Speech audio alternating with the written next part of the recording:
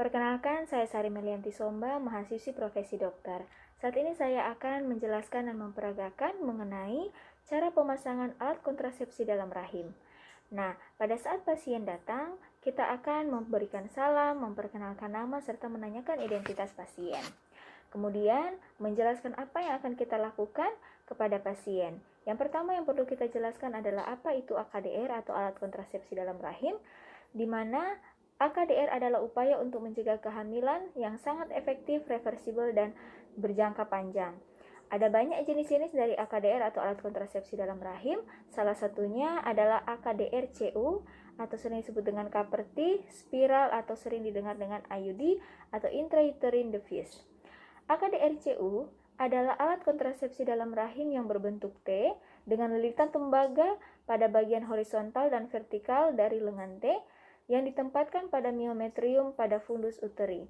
Nah, salah satu contoh dari AKDR-CU sendiri itu adalah AKDR-CUT 380A yang akan kita gunakan pada pemasangan pada saat ini, di mana daya kerjanya yaitu boleh mencapai 10 tahun. Nah, jelaskan kepada pasien mengenai mekanisme kerja dari AKDR, di mana alat kontrasepsi dalam rahim ini dimasukkan ke dalam uterus. Kemudian alat ini akan menghambat pergerakan sperma untuk masuk ke tuba falopi yang akan mempengaruhi fertilitas sebelum ovum mencapai kafum uteri serta mencegah sperma dan ovum bertemu. Nah, keuntungan dari alat kontrasepsi ini yaitu efektivitasnya yang tinggi dan AKDR efektif segera setelah pemasangan dan metodenya jangka panjang yaitu sampai 10 tahun. Nah, tidak mempengaruhi kualitas volume ASI dan tidak ada aspek faktor hormonal dan penggunaan Kaperti. AKDR dapat dipasang segera setelah melahirkan atau sesudah abortus. Efek samping yang boleh timbul dalam pemasangan AKDR ini yaitu perubahan pola haid yang tidak teratur dalam 3-6 bulan pertama pemasangan yang dapat muncul yaitu dengan pola haid yang memanjang dan banyak dan adanya nyeri haid serta juga bisa terjadi perdarahan atau spotting di mana terdapat bercak perdarahan antar menstruasi. Nah, untuk komplikasi yang dapat terjadi dalam pemasangan AKDR ini apabila pasien yang akan memasang AKDR ini adalah menderita infeksi menular seksual, di mana dapat mempengaruhi atau memicu terjadinya penyakit radang panggul dan dapat terjadi infertilitas. Nah, setelah semua dijelaskan kepada pasien, tanyakan apakah ibu sudah mengerti tentang AKDR, proses pemasangan dan akan dipasang di mana, dan persilakan ibu untuk bertanya. Selanjutnya, sebelum melakukan pemasangan AKDR atau tindakan, kita menanyakan tentang beberapa hal kepada ibu atau melakukan anamnesis. Yang pertama, tanyakan riwayat kesehatan reproduksi, tanggal haid terakhir, lama haid, dan pola perdarahan haidnya. Nah, tanyakan paritas dan riwayat persalinan terakhir.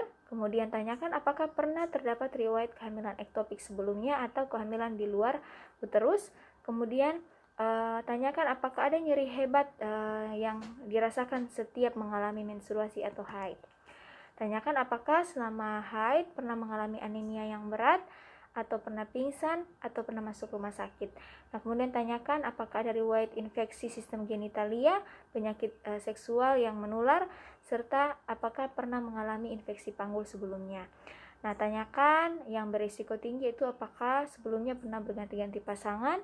Kemudian tanyakan apakah ada riwayat kanker serviks sebelumnya. Nah, setelah kita melakukan anamnesis, kita akan mempersiapkan diri untuk melakukan pemasangan AKDR, di mana pastikan bahwa pasien sudah mengosongkan kandung kemihnya dan mencuci area genitalia dengan menggunakan sabun dan air. Sebelum melakukan pemeriksaan, cuci tangan dengan air bersih mengalir dan sabun, keringkan dengan kain bersih. Persilakan ibu untuk naik ke meja pemeriksaan. Palpasi daerah perut dan periksa apakah ada nyeri, benjolan, atau kelainan lainnya di daerah suprapubik. Atur arah sumber cahaya untuk melihat serviks. Kemudian pakai sarung tangan DTT. Persiapkan alat dan bahan yang akan digunakan dalam wadah steril, yaitu AKDR TCU 380 hulu, speculum graves, tenaculum, sonde utero. Kemudian lakukan inspeksi pada genitalia eksterna. Palpasi kelenjar skin dan Bartolini, amati adanya nyeri atau atau discharge pada vagina. Kemudian masukkan spekulum vagina sampai porsionya terlihat dan mengunci spekulumnya dengan mengoleskan gel terlebih dahulu. Kemudian lakukan pemeriksaan in spekulo, periksa adanya lesi atau keputihan pada vagina dan lakukan inspeksi pada serviks. Keluarkan spekulum dengan hati-hati dan letakkan kembali pada tempat semula dengan tidak menyentuh pada peralatan lain yang belum digunakan. Lakukan pemeriksaan bimanual untuk menentukan besar dan posisi uterus dan untuk memastikan tidak ada infeksi atau tumor pada adnexa. Kemudian lakukan pemeriksaan rektovaginal bila ada indikasi. Kemudian celupkan dan bersihkan sarung tangan dalam larutan klorin 0,5%, kemudian buka secara terbalik dan rendam dalam klorin. Masukkan lengan AKDR CUT 380A ke dalam kemasan sterilnya, buka dengan plastik penutupnya dan lipat ke belakang. Masukkan pendorong ke dalam tabung inserter tanpa menyentuh benda tidak steril. Kemudian memakai sarung tangan DTT yang baru, kemudian pasang spekulum kembali pada vagina untuk melihat serviks. Usap vagina dan serviks dengan larutan antiseptik 2-3 kali. Kemudian lakukan tindakan aseptik pada porsio. Kemudian jepit serviks dengan tenakulum secara hati-hati. Kemudian masukkan sonde uterus dengan teknik tidak menyentuh atau no touch teknik, yaitu secara hati-hati memasukkan sonde ke dalam kafum umbuteri dengan sekali masuk tanpa menyentuh dinding vagina ataupun bibir spekulum. Ukur kedalaman kafum umbuteri pada tabung inserter yang masih berada di dalam kemasan sterilnya dengan menggeser leher biru pada tabung inserter, kemudian buka seluruh plastik penutup kemasan. Angkat tabung AKDR dari kemasannya tanpa menyentuh permukaan yang tidak steril. Hati-hati jangan sampai pendorong terdorong. Pegang tabung AKDR dengan leher biru pada posisi horizontal sejajar dengan AKDR. Sementara melakukan tarikan hati-hati pada tenakulum, masukkan tabung inserter ke dalam uterus sampai leher biru menyentuh serviks, atas sampai terasa adanya tahanan. Pegang serta tahan tenakulum dan pendorong dengan satu tangan. Lepaskan jangan AKDR dengan menggunakan teknik withdrawal, yaitu menarik keluar tabung inserter sampai pangkal pendorong dengan tetap menahan pendorong. Keluarkan pendorong, kemudian tabung inserter dimasukkan kembali ke serviks atau sampai terasa adanya tahanan. Kemudian menggunting benang. Keluarkan seluruh tabung inserter, buang ke tempat sampah terkontaminasi, lepaskan tenakulum dengan hati-hati, rendam dalam larutan klorin 0,5%. Periksa serviks dan bila ada perdarahan dari tempat bekas jepitan tenakulum, tekan dengan kasar selama 30-60 detik.